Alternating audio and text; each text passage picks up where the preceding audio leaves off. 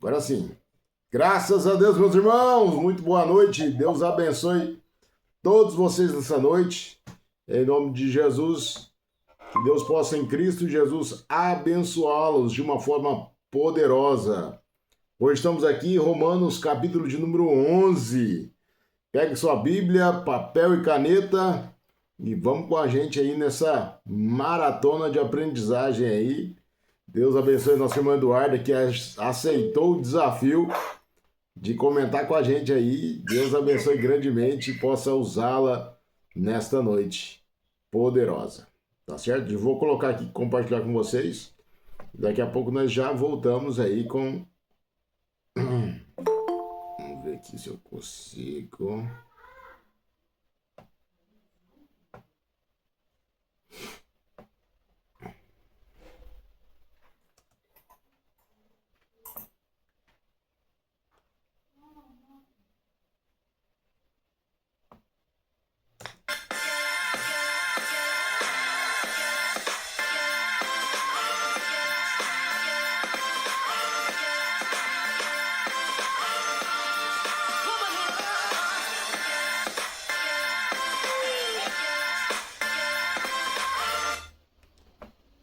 Graças a Deus, sejam bem-vindos aí ao plano de leitura. Vou compartilhar agora com vocês a nossa leitura de hoje. Eu vou colocar um pouco mais rápido do que o normal, porque como é mais versículos, para ir mais rápido, tá bom? Então, Romanos, capítulo de número 10, acompanhe conosco aí essa leitura com Cid Moreira. Romanos, capítulo 11. Então eu pergunto, será que Deus rejeitou o seu próprio povo? É claro que não. Eu mesmo sou israelita, descendente de Abraão e membro da tribo de Benjamim. Deus não rejeitou o seu povo, que ele havia escolhido desde o princípio. Vocês sabem muito bem o que as Escrituras Sagradas dizem, naquele trecho em que Elias acusa o povo de Israel diante de Deus. Elias diz assim: Senhor, eles mataram os teus profetas e destruíram os teus altares. Eu sou o único que sobrou, e eles estão querendo me matar. O que foi que Deus disse a ele? Ele disse: Eu guardei para mim 7.000 homens que não adoraram o Deus Baal. A mesma coisa também acontece agora. Isto é, por causa da graça de Deus, ainda existe um pequeno número daqueles que ele escolheu. Essa escolha se baseia na graça de Deus e não no que eles fizeram. Porque se a escolha de Deus se baseasse no que as pessoas fazem, então a sua graça não seria a verdadeira graça. Isso quer dizer que não foi o povo de Israel que encontrou o que estava procurando. Quem encontrou foi apenas um pequeno grupo que Deus escolheu. Os outros não quiseram ouvir o chamado de Deus. Como dizem as Escrituras Sagradas, Deus endureceu o coração e a mente deles. Deu-lhes olhos que não podem ver e ouvidos que não podem ouvir até os dias de hoje. E Davi disse que nas suas festas eles sejam apanhados e enganados, que eles caiam e sejam castigados. Oh Deus, faze com que eles fiquem cegos e que fiquem sempre curvados debaixo do peso das suas dificuldades. Agora eu pergunto, quando os judeus tropeçaram, será que eles caíram para nunca mais se levantarem? É claro que não. Mas porque eles pecaram, a salvação veio para os não-judeus, para fazer com que os judeus ficassem com ciúmes deles. O pecado dos judeus trouxe grandes bênçãos para o mundo, e a sua pobreza espiritual trouxe ricas bênçãos para os não-judeus. Então, quando se completar o número de judeus que voltarão para Deus, as bênçãos serão muito maiores ainda. Agora estou falando a vocês que não são judeus. Enquanto eu for o apóstolo dos não-judeus, terei orgulho do meu trabalho. Talvez eu possa fazer com os que são da minha própria raça fiquem com ciúmes, e assim seja possível salvar alguns deles. Porque quando os judeus foram rejeitados, o resto do mundo se tornou amigo de Deus. O que acontecerá então quando eles forem aceitos? Os que estiverem mortos receberão a vida. Pois se o primeiro pão assado depois da colheita é dedicado a Deus, isso quer dizer que todos os outros pães também são dedicados a Ele. E se as raízes de uma árvore são oferecidas a Deus, os galhos também são dele. Alguns galhos da oliveira cultivada foram quebrados, e um galho de oliveira brava foi enxertado nela. Pois vocês, os não-judeus, são como aquela oliveira brava, e agora tomam parte na força e na riqueza espiritual dos judeus. Portanto, vocês não devem desprezar os galhos que foram quebrados.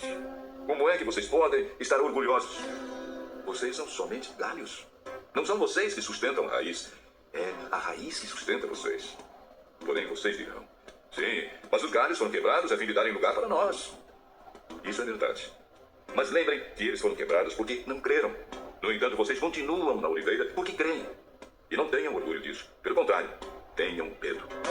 Se Deus não deixou de castigar os judeus, que são como galhos naturais, vocês acham que Ele vai deixar de castigar vocês? Vejam como Deus é bom e também é duro. Ele é duro para os que caíram e bom para vocês, se continuarem sempre confiando na bondade dele. Senão, vocês também serão cortados. E se os judeus abandonarem a sua descrença, serão enxertados na oliveira cultivada, pois Deus pode enxertá-los de novo. Vocês, os não-judeus, são como aquele galho de oliveira brava que foi cortado e enxertado contra a natureza da oliveira cultivada. Os judeus são como essa oliveira cultivada. Portanto, para Deus, será muito mais fácil enxertar de novo a própria árvore deles, esses galhos quebrados. Meus irmãos, quero que vocês conheçam uma verdade secreta para que não pensem que são muito sábios. A verdade é esta. A teimosia do povo de Israel não durará para sempre, mas somente até que o número completo de não-judeus venha para Deus. É assim que todo o povo de Israel será salvo. Como dizem as Escrituras Sagradas, o Redentor virá de Sião e tirará toda a maldade dos descendentes de Jacó. Eu, o Senhor, farei esta aliança com eles quando tirar os seus pecados. Os judeus rejeitaram o Evangelho e por isso são inimigos de Deus, para o bem de vocês, os não-judeus. Mas, pela escolha de Deus, eles são amigos dele, por causa dos patriarcas. Porque Deus não muda de ideia a respeito de quem ele escolhe e abençoa. Mas no passado, vocês que não são judeus, desobedeceram a Deus. Porém agora, vocês receberam a misericórdia de Deus por causa da desobediência dos judeus. Assim, por causa da misericórdia que vocês receberam, os judeus agora desobedecem a Deus, para que eles também possam receber agora a misericórdia dele. Pois Deus fez com que todos se tornassem prisioneiros da desobediência, a fim de mostrar misericórdia a todos. Como são grandes as riquezas de Deus! Como são profundos o seu conhecimento e a sua sabedoria! Quem pode explicar as suas decisões? Quem pode entender os seus planos? Como dizem as Escrituras Sagradas, quem pode conhecer a mente do Senhor? Quem é capaz de lhe dar conselhos? Quem já deu alguma coisa a Deus para receber dele algum pagamento? Pois todas as coisas foram criadas por ele, e tudo existe por meio dele, para ele. Glória a Deus para sempre. Amém.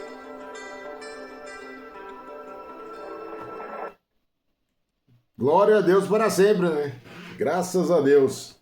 Manduardo, eu vou fazer só um resuminho aqui, uma introdução, tá? Daqui a pouco eu já te chamo aí, tá certo?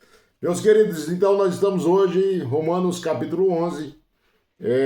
Aqui nesse capítulo, Paulo fala do futuro do povo de Israel.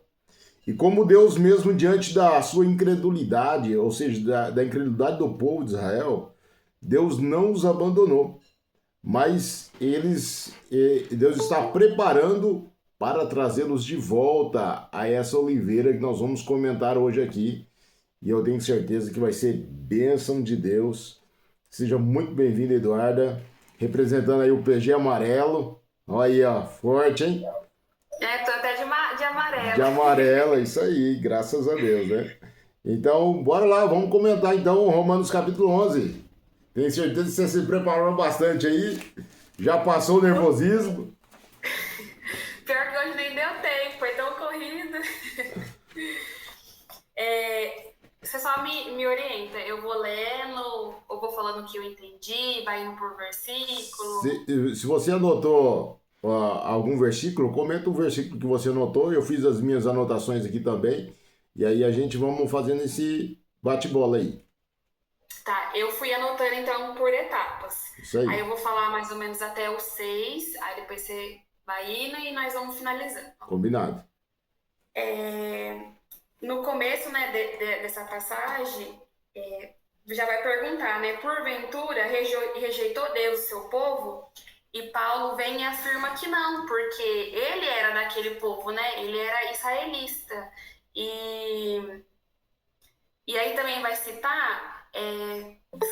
será que ele estava sozinho, né? E aí, né, no versículo 2 vai citar nas escrituras a passagem, né, de Elias, que...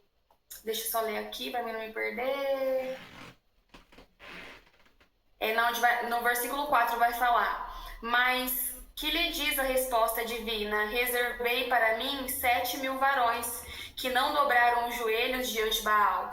E aí esse versículo ele quer lembrar que sempre vai ter um remanescente escolhido, né? Pela graça. E serve, né, no nosso dia a dia, que às vezes a gente vai achar que a gente está sozinho, que Deus nos esqueceu, ou que não tem ninguém, mas não. Deus, ele é fiel, né, com a palavra dele, e sempre haverá um remanescente. Ele nunca permitirá que a gente esteja sozinho, né, para que a gente venha ter medo, né, e tudo mais. Então ele usa aqui esse versículo de Elias, né, que é a história que fala lá em 1 Reis, que é bem legal, mas já é um outro assunto. Eu vou remover aqui. Remover chamada. Pode ir, Emerson.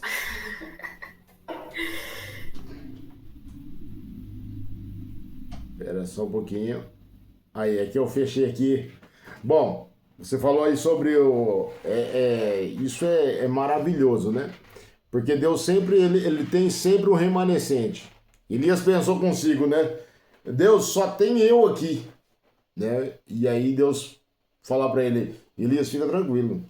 Não tem só você, eu sempre tenho remanescentes. E assim é com o povo de Israel, né? Por que Deus ele é misericordioso quando se trata do povo de Israel? Porque era para eles, essa bênção era deles, né? E aí Deus vem, trabalha de uma forma muito poderosa, né? Que jeito que Deus trabalha? Mostrando a sua graça e misericórdia, né? Por mais que eles queriam... deixa eu ver aqui, peraí, tem alguém com o microfone aberto aí. Acho que não, né? Deixa eu ver aqui. Não. Então Deus é aquele que vem trabalhando nas nossas vidas e assim trabalhou na vida do povo de Israel. Veja o versículo 5, né, que diz, né? Assim, pois também agora, nesse tempo, ficou Deus o resto segundo a eleição da sua graça, né? De maneira nenhuma. Né? E veja o cuidado de Paulo no versículo 1. Rejeitou Deus o seu povo? De modo nenhum. Ou seja, nós fomos enxertados nessa videira, né, com a sua infinita misericórdia, e mesmo nós estamos presentes nessa graça, Deus não rejeitou o povo de Israel, né? Deus sempre tem um lugar, Deus sempre tem um remanescente para poder usar e para poder fazer conforme a sua vontade. Pode seguir. Eu vou ler aqui, a gente agora vai entrar, né, do 7 ao 10, que vai falar sobre a cegueira, né, da parte de Israel. Aí eu vou ler aqui. Deixa eu só comentar uma coisa aqui. Né, o versículo 6 fala, né? Se é por graça, já não pelas obras. De outra maneira, a graça não é graça. Ou seja, né, não é mérito deles, né? Embora eles foram chamados, né, desde de Abraão, mas não é mérito deles, né? E sim por meio da graça. E a graça ela é alcançada pela fé. A fé em Cristo. Isso é maravilhoso.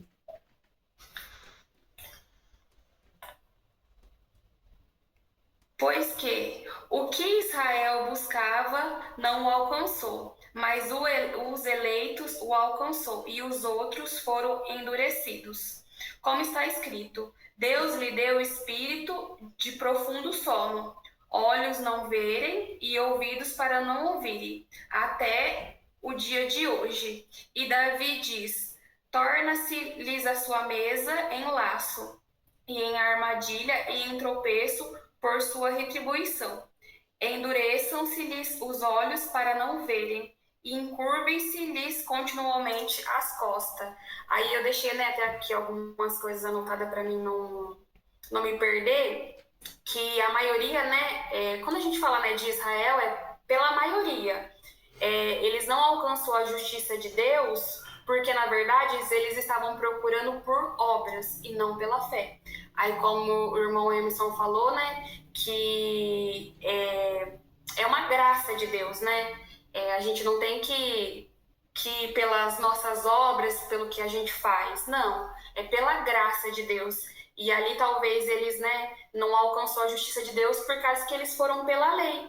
Eles acharam que era segundo a lei e não pela fé, né? E Deixa eu ver também. Que é na onde que fala, né? Do endurecimento, do corações, né? Daquele povo.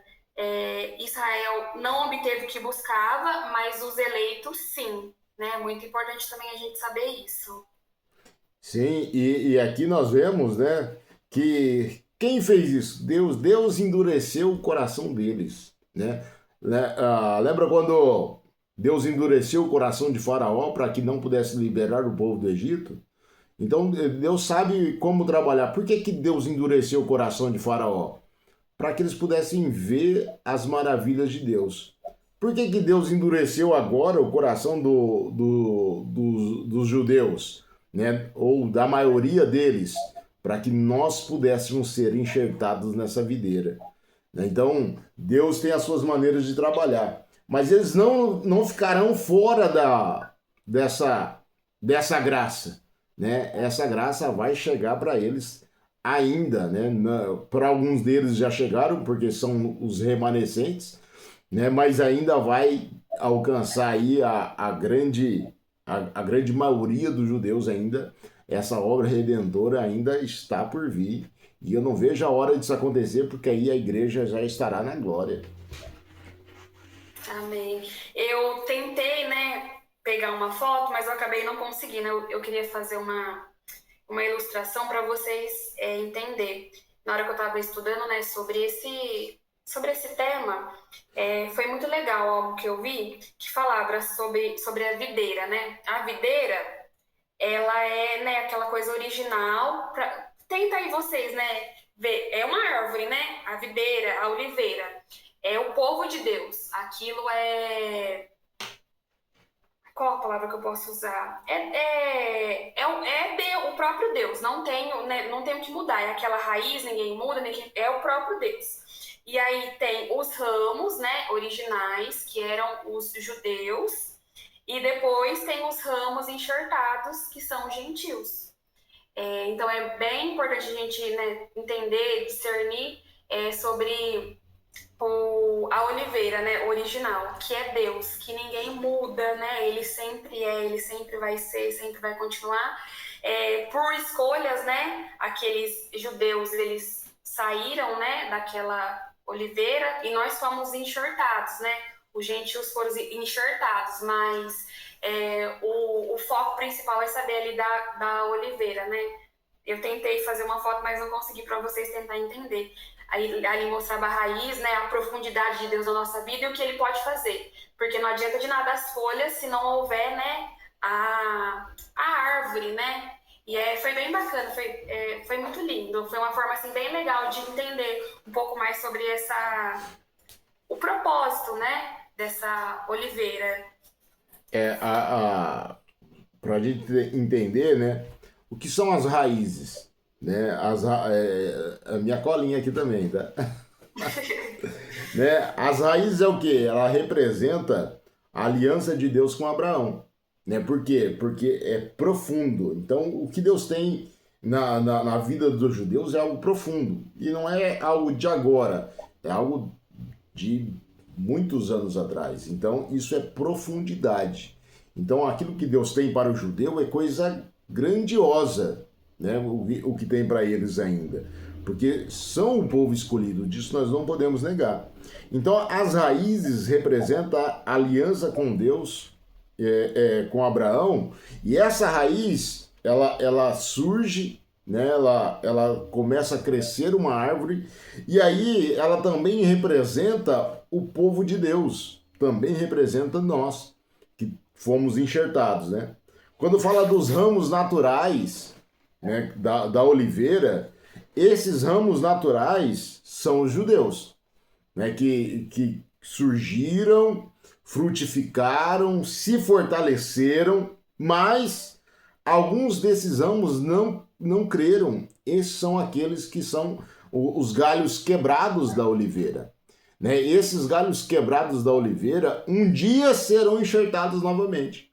Ou seja, aqueles que hoje não creram, não creem no Cristo que morreu na cruz e ressuscitou, que essa é a nossa fé, é a base da nossa fé cristã, né? A ressurreição de Jesus. e por isso nós fomos enxertados, né? Então, esses ramos naturais são judeus. Alguns foram quebrados, né? Que representam aqueles que não creem, tá? E aqueles que são os ramos enxertados, né? Quem são os ramos enxertados? São os gentios, ou seja, é quando surge a igreja. A igreja, para o judeu, a igreja não tinha esse plano de salvação. Esse plano de salvação era unicamente exclusivo para o judeu. Mas aí, como eles rejeitaram, que já era um propósito de Deus, porque Deus escolheu um povo para levar o seu nome, escolheu. Quem são? Não são os gentios. Não é a igreja Filhos do Abba, não é a igreja Assembleia, não é a Deus de Amor, não é uma denominação, mas todos aqueles que são enxertados. Isso é maravilhoso. Porque um dia eu e você estávamos fora dessa graça de Deus, dessa oliveira. Não fazíamos parte dessa seiva, né? O que é a seiva? É aquilo que nutre, né, a oliveira de modo geral. Então a seiva hoje, né, que podemos representá-la como o sangue de Jesus que entrou na nossa vida, e aí nós éramos o quê? Um galho quebrado, uma oliveira brava, né? Deixa eu ver se eu anotei aqui. Eu tinha anotado, eu pensei que anotei, mas não anotei. Né? Então nós éramos um junco bravo, né? Que não servia para nada. Mas aí Jesus morre na cruz e aí ele enxerta esse jambuzeiro bravo, ele enxerta na oliveira. E aí esse jambuzeiro bravo passa a ser alimentado pela seiva da oliveira. E aí nós passamos a produzir. Como nós podemos produzir? Quando a palavra de Deus entra em nós, e aí vai nutrindo a nossa vida, e nós vamos mudando a nossa vida diariamente.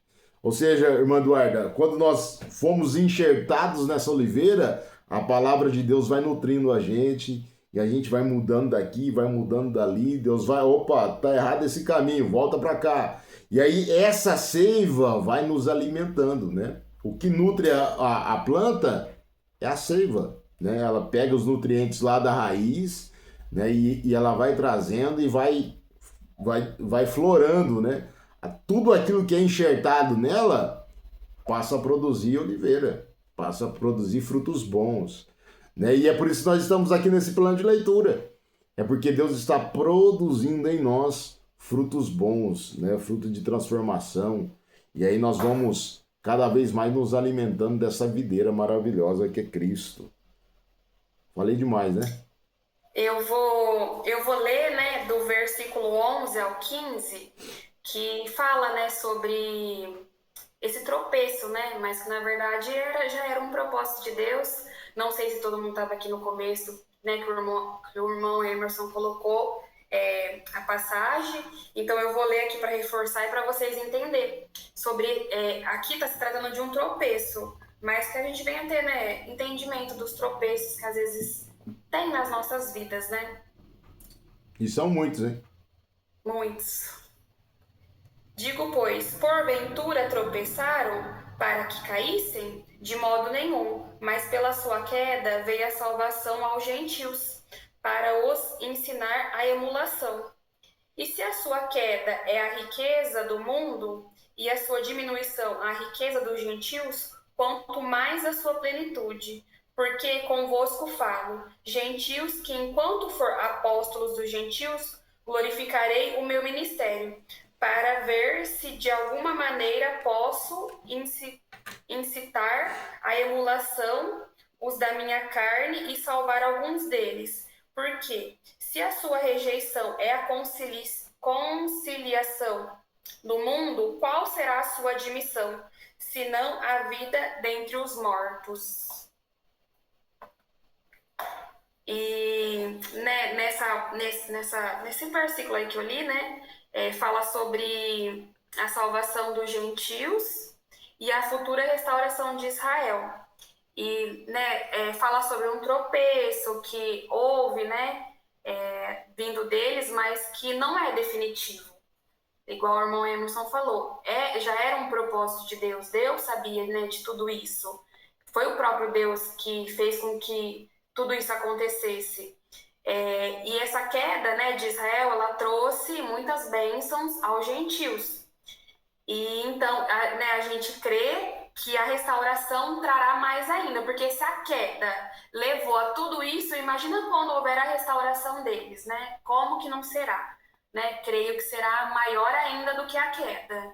Quando a gente faz uma ilustração referente à queda, né, a queda deles, veja, se a gente pegar e trazer para nós, né, nós somos pecadores. E todas as vezes que nós pecamos, isso é uma queda. Porque nós caímos numa queda que nos fez fracassar. E o que causa a queda?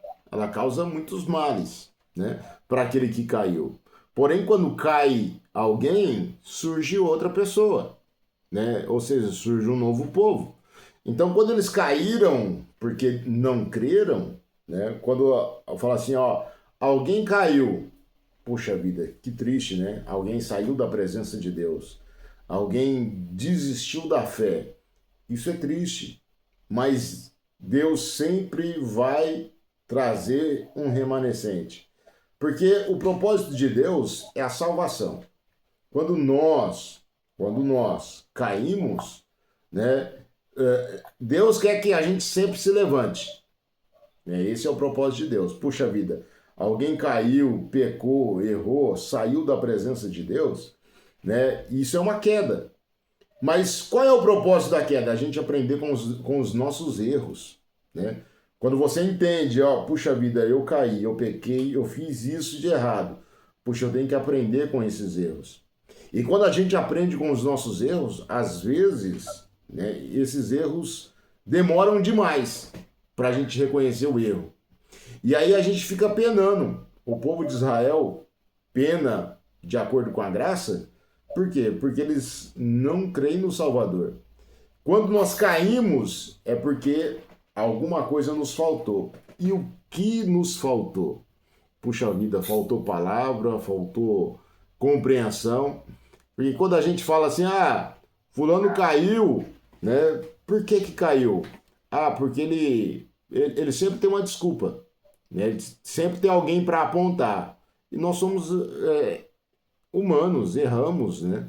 Se você pegar e colocar apoio em alguém, essa pessoa um dia ela vai te frustrar, né? Mas quando nós colocamos a nossa fé em Jesus, ele nunca vai nos frustrar, né? Então, quando a gente apoia a nossa força em pessoas, isso é fadado ao fracasso, né? Quando você vê assim, ó, caiu um pastor, aí a pessoa fala, nossa, eu queria tanto, vou me desviar também. Pô, a fé dela estava em quem?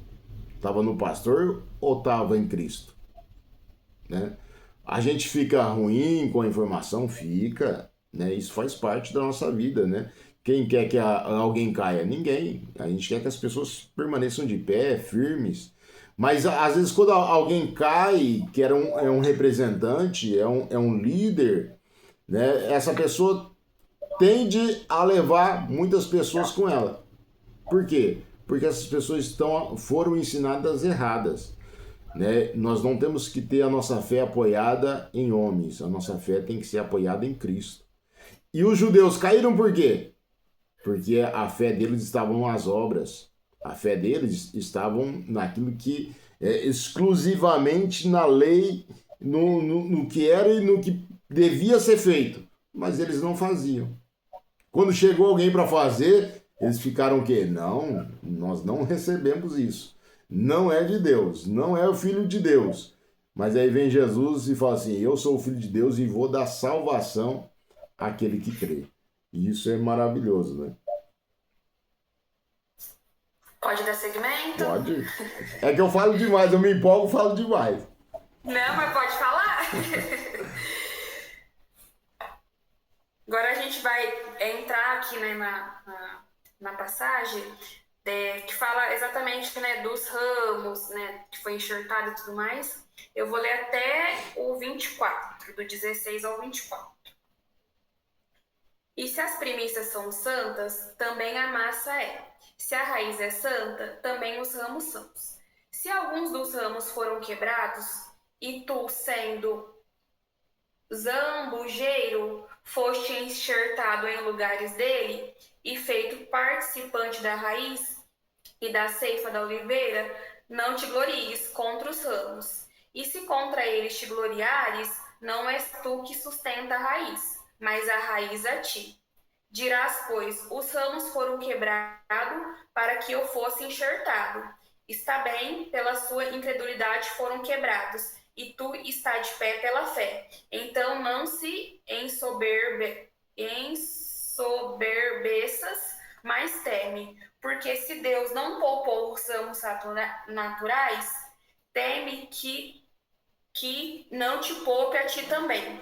Considere, pois, a bondade e a severidade de Deus, para com que os que caiam severidade, mas para contigo a benignidade de Deus, se permaneceres na benignidade. De outra maneira também, tu será cortado. E também eles, se não permanecerem na incredulidade, serão enxertados, porque poderoso é Deus para os tornar a enxertar. Porque se tu fosses cortado do natural zambujeiro e contra a natureza enxertado na boa oliveira, quanto mais esses que são naturais serão enxertados na sua própria oliveira. E está falando, né, sobre os ramos naturais, os enxertados, né, que os naturais, como a gente falou, eram judeus, os enxertados, os gentios, e que os gentios, eles foram os enxertados, mas que nem por isso a gente deve, né, se orgulhar ou zombar, porque se até eles que eram originais, eles foram cortados, então quem dirá nós que somos enxertados? Que aquele que né, segundo a natureza, era impossível, né, a gente ser de uma outra, como que é? Jambuzeiro. E ser enxertado, né? E isso é pela raiz, a raiz que nos sustenta. Então, né, é a bondade de Deus, é a misericórdia de Deus. E aqui também fala que Israel pode ser enxertado de volta se não persistir na incredulidade. Pode seguir, irmão. Uma coisa aqui que fala aqui, fala para não se ensoberbecer, né? E o que é isso? Bater no peito e falar assim, não, agora somos nós, né? E aí Paulo vai falar assim, olha, não pense dessa forma. Porque se Deus não poupou até aqueles que foram escolhidos, quanto mais nós. Não, Deus vai me poupar porque eu sou dessa denominação. Eu não vou perder a minha salvação porque eu fui enxertado. Não. É aí que nós temos que ter muito cuidado, né? Por quê? Porque aquele que é enxertado, no elo do enxertamento, né, de uma planta, ela fica frágil, né? Então, nós somos frágeis, né? Nós éramos jambuzeiro bravo. Quando nós éramos jambuzeiro bravo, nós não servia para nada. Nós só passou a servir quando nós somos enxertados, né? Quando alcançamos a graça. E quando a graça ela nos alcança, nós estamos livres de pecar? De maneira nenhuma. Nós estamos livres de sermos cortados? De maneira nenhuma. Então, o que acontece hoje em dia? As pessoas brincam com a fé. E isso é um grande problema. Né? Porque as pessoas brincam de ser crente. E elas nem param para entender o que é ser crente. Né? Quando alguém fala assim para mim, né? Você conhece fulano? Eu já fico pensando, e agora? Eu falo que conheço ou eu falo que não conheço? Se você conhece a vida da pessoa, você fala, poxa vida, não conheço. Não, essa pessoa vai lá na sua igreja? E aí, eu falo que vai ou eu falo que ela só visita? Por quê? Porque você nunca sabe a expressão da pessoa que está falando, né? Então, normalmente eu digo, "Ah, não, eu conheço, ela vai lá de vez em quando." Se a pessoa falar assim, não, rapaz, que bênção que é Eduardo, eu falo, opa, é lá da minha igreja sim, né? Mas quando fala, nossa, misericórdia, não paga ninguém. Aí eu falo, não, essa pessoa está em processo de evolução, entende? Então quer dizer, por quê? Porque isso traz escândalo ao evangelho. E essas pessoas que trazem esse tipo de escândalo, elas podem ser cortadas. Por quê? Porque elas estão escandalizando a obra de Deus. E quando nós falamos de escandalizar a obra de Deus, Paulo fala: cuidado! Cuidado, porque se Deus não poupou até os filhos, quanto mais nós que fomos enxertados. Pode seguir? Pode seguir. Tá tudo Se alguém bem? quiser Vocês falar, estão pode ouvindo ficar a à gente aí? vontade. Vocês estão entendendo? Alguém quer perguntar alguma coisa? Aproveita que a Eduardo estudou, né, desde segunda-feira, ela está estudando aí o capítulo 11 e ela tá na ponta da língua ali para responder. Cadê a Júlia que interage com nós? A Júlia, nem a Júlia quer interagir hoje.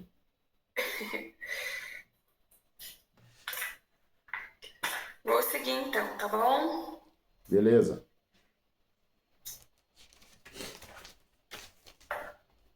Porque não quero, irmãos, que ignoreis este segredo, para que não presumais de vós mesmo, e que o endurecimento veio em parte sobre Israel, até que a plenitude dos gentios haja entrado. E assim todo Israel será salvo, como está escrito: de Sião virá o libertador, e desviará de Jacó as impiedades. E este será o meu concerto com eles, quando eu tirar os seus pecados. E assim que quando ao evangelho são inimigos por causa de vós, mas quando à eleição, amados por causa dos pais, porque os dons e a vocação de Deus são sem arrependimento. Porque assim como vós também antigamente foste desobedientes a Deus, mas agora alcançaste as misericórdias pela desobediência deles, assim também estes agora foram desobedientes, para também alcançarem misericórdia, pela misericórdia a vós demonstrará, porque Deus encerrou a todos debaixo de sua desobediência, para com todos usar de misericórdia. Aqui vai falar, né, principalmente no versículo 25, que um mistério foi revelado, né, que o endurecimento daquelas pessoas, ele é parcial e temporário. Segura aí um Todo pouquinho. Israel. Segura um pouquinho.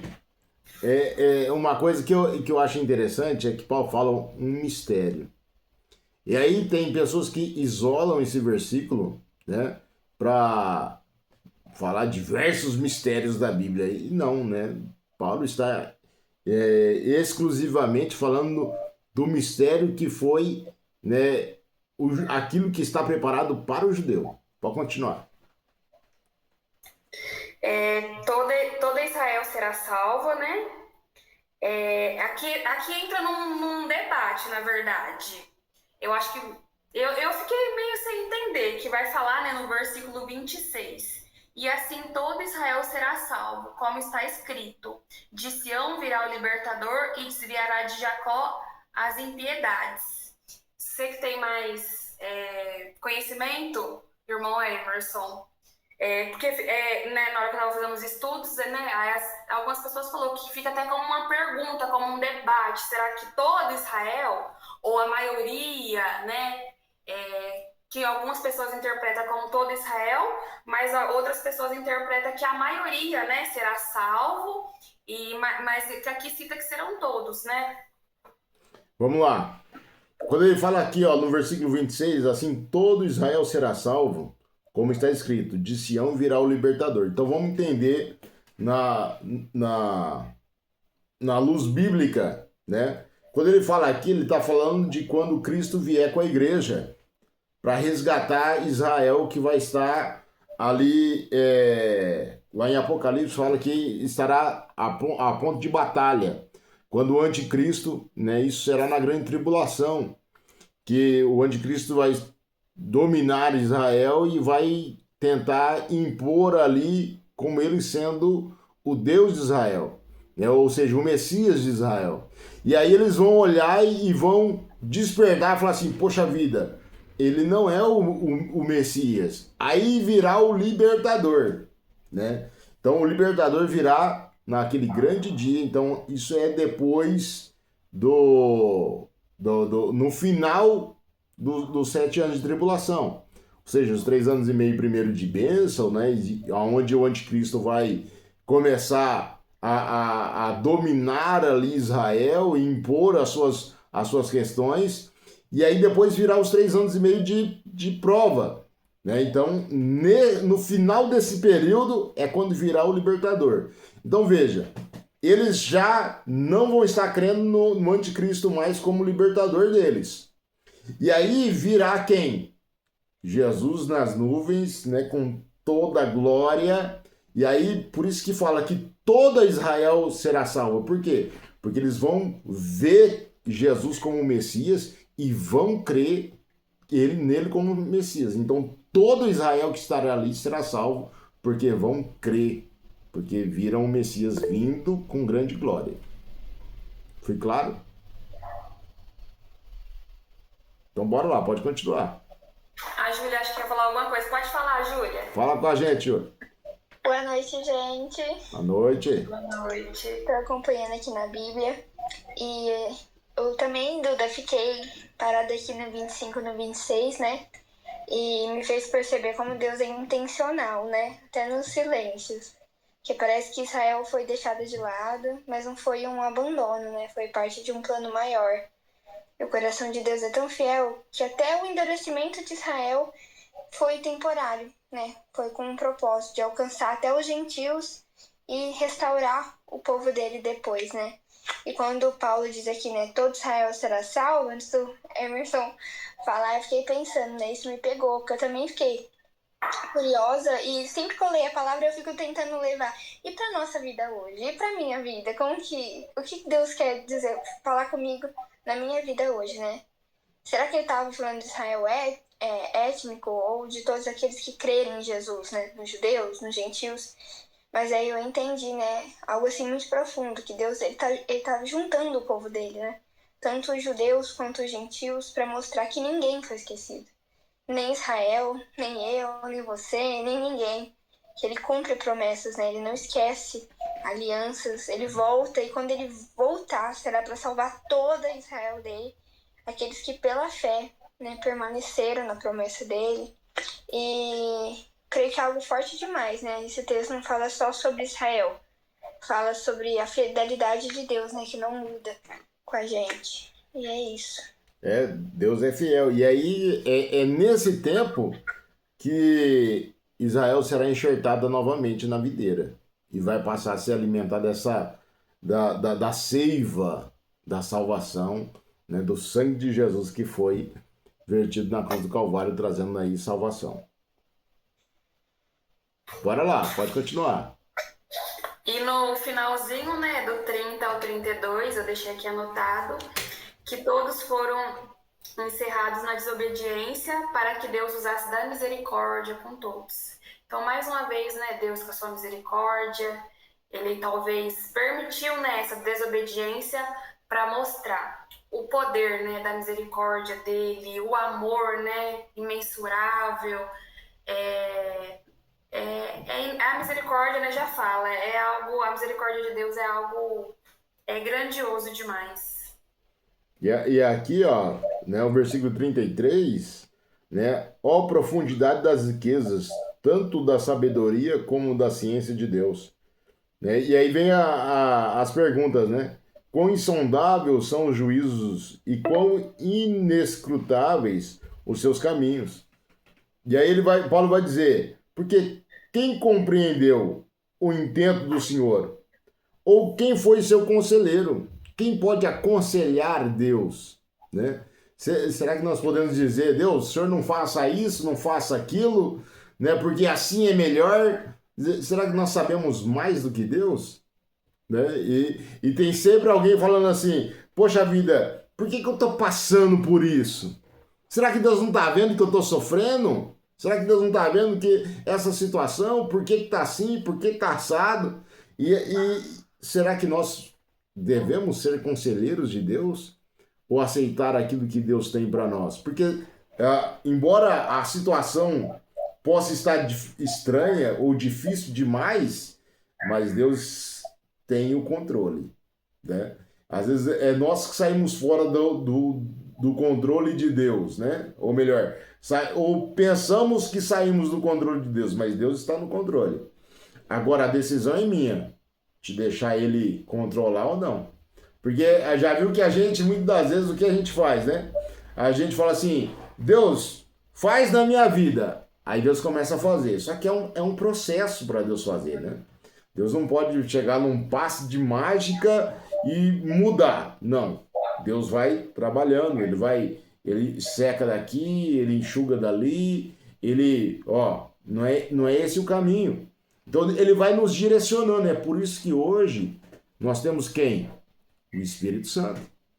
É o Espírito Santo que vai nos convencendo. Esse jeito aqui é melhor. Aquele jeito ali está diferente. E quando nós vamos sendo moldados por Ele, porque Ele é o nosso oleiro, né?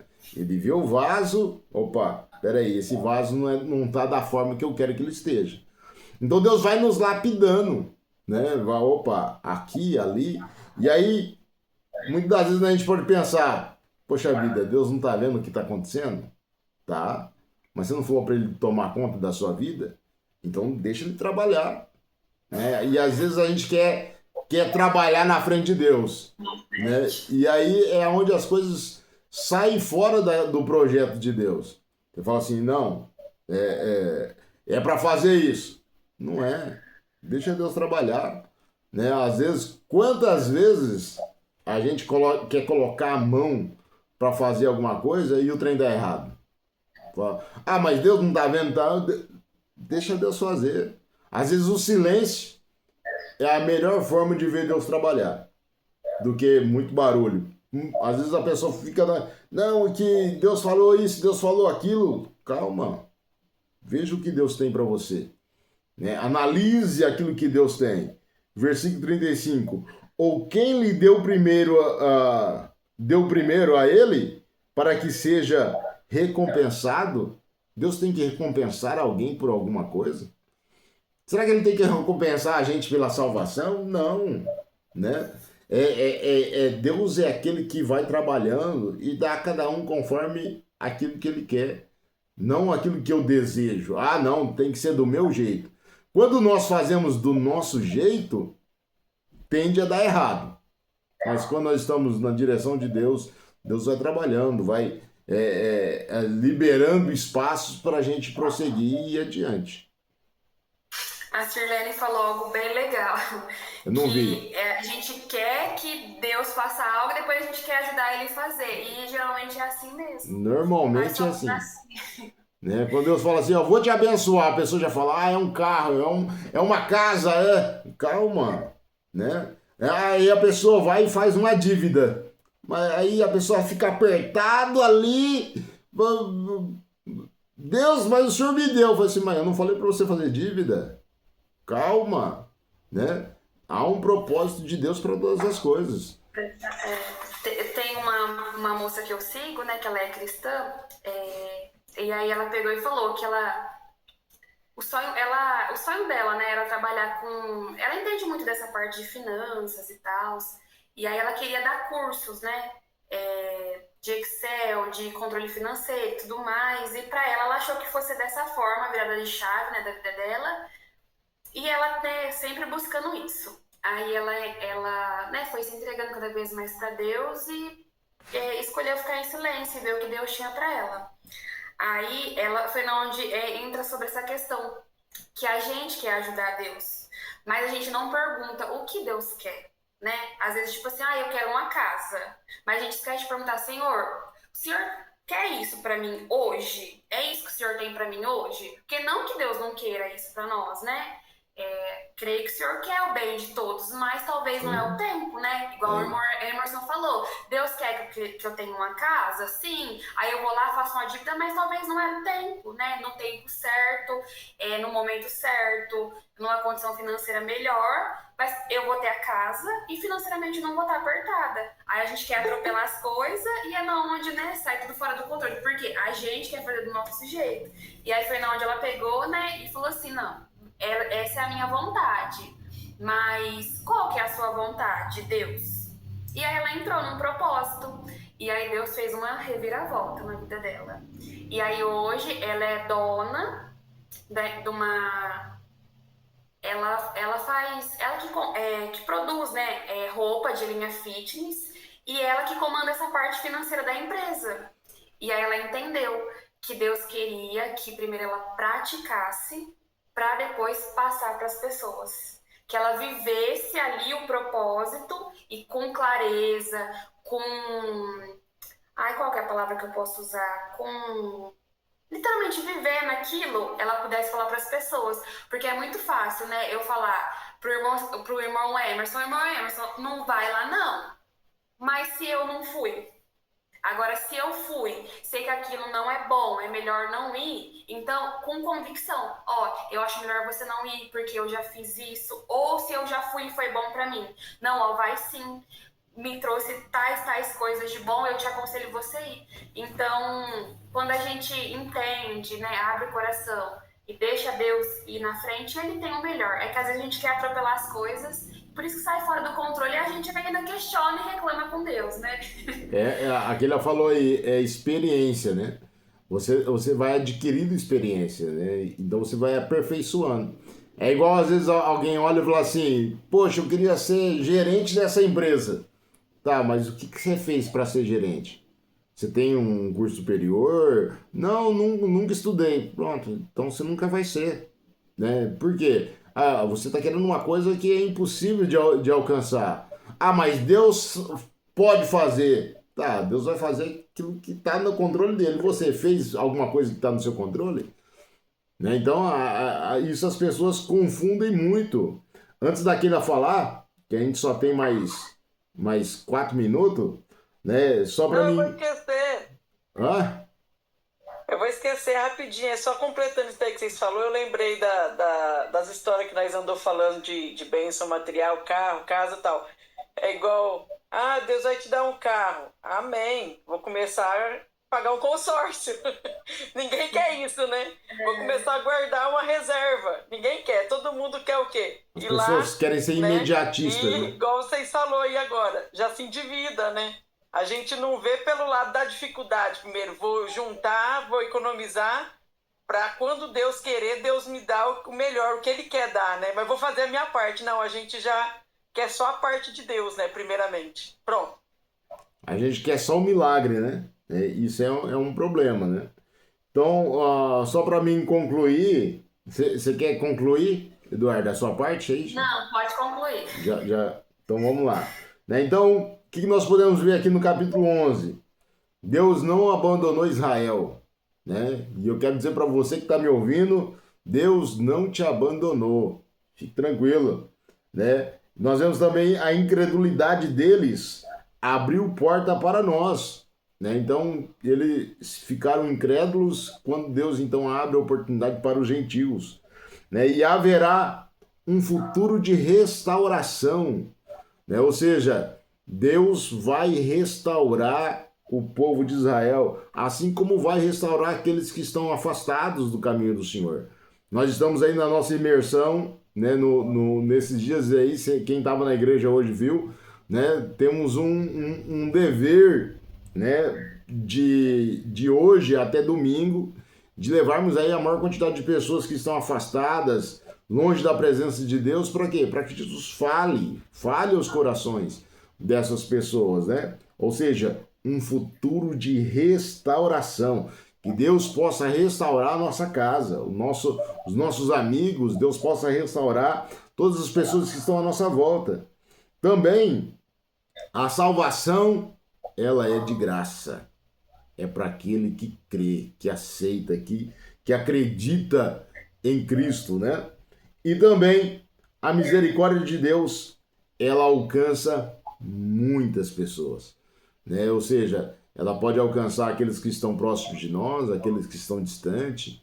A graça de Deus e a misericórdia de Deus, ela veio para mostrar realmente o grande amor de Deus e o cuidado de Deus para conosco, né? Então isso é maravilhoso. Muito bem, queridos, chegamos ao final do nosso plano de leitura. Que Deus abençoe grandemente. Manduarda, Deus te abençoe. E você não escapa, não foge não, hein? Tem muita coisa para nós falar aqui, né? Em outros capítulos eu tenho certeza que Deus vai abençoar de uma forma muito poderosa. Sexta-feira, Júlia, não esquece não, hein? Tamo junto aí sexta-feira.